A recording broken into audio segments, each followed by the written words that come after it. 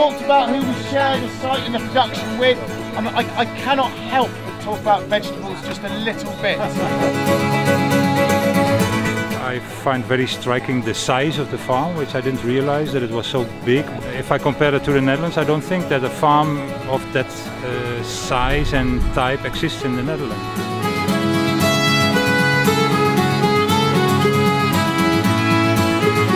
What he's doing here totally reflects the way the English act for me. You are really flexible, what we call pragmatic. I don't know if it exists in English.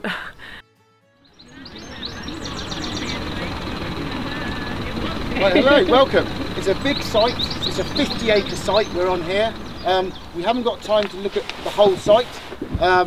We do lots of different things here. I believe our sort of, one of our involvements with this project is a multi-usage site.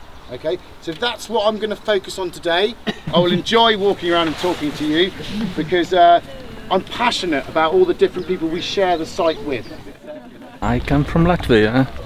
This is a research project on peri-urban agriculture and farming around cities, and we look at different initiatives and projects like this, and that's why we are curious to visit and see how the community farm works.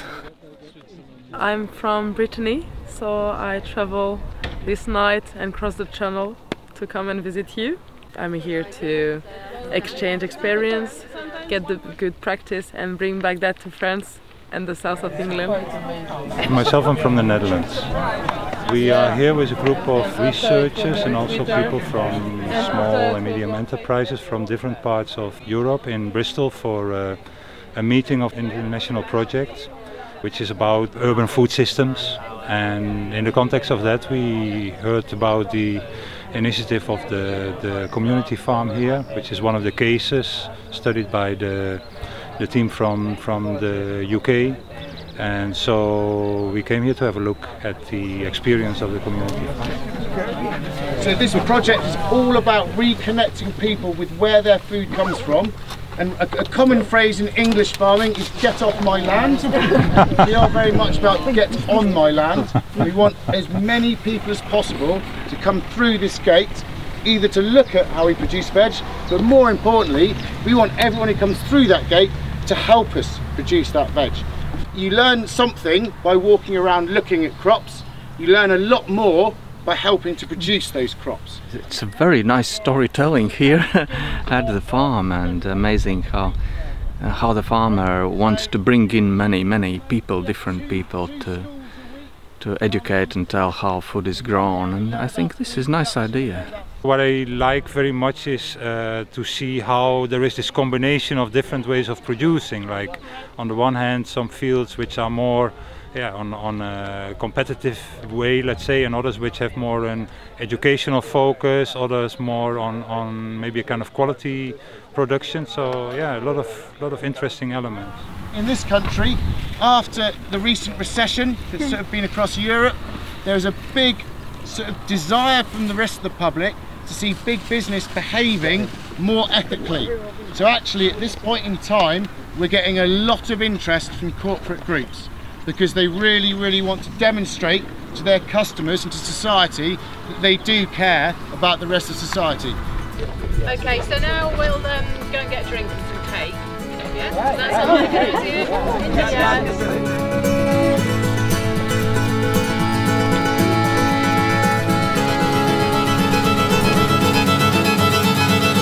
So, I'll just give you a bit of history about the farm. Feel free to ask any questions as I go through, or for clarity on anything if I'm not very clear.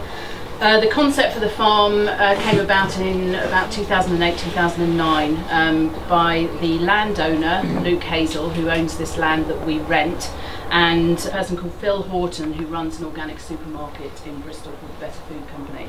They had the idea that they wanted to build a farm that was sort of owned by the community, and then it was, well, how do we do that?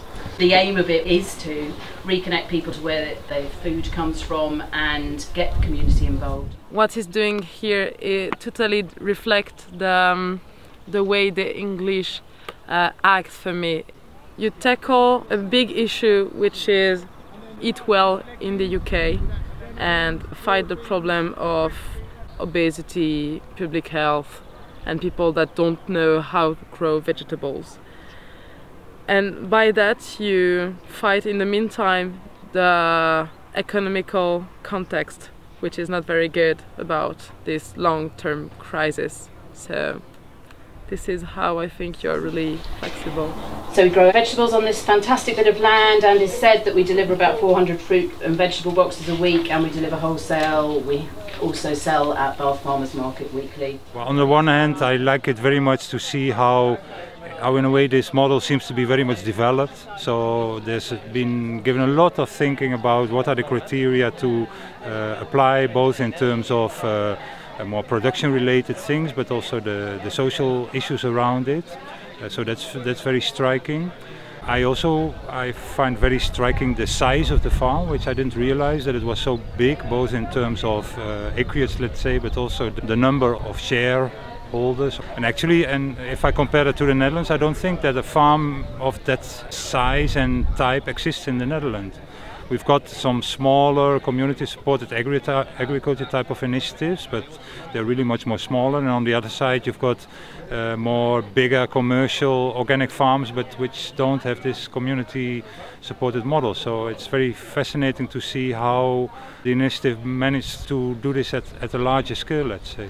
We have big ideas for this area we're stood in here to be almost like the Garden of Eden. Really beautiful, very, very picture postcard. So very visually appealing, where we'll teach all different kinds of growing, different techniques of growing, different crops you can grow, the different uses for plants. So plants can be eaten, plants can be medicine, all different uses. I'm passionate about all the different people we share the site with. And actually, as far as educating is concerned, I personally believe working alongside farmers and helping them produce the crop is the best way to learn how to produce crops. We do import, we do behave commercially, but we permanently attend to the ethics and the sustainability of what we're doing, and that's it. Thank you for coming.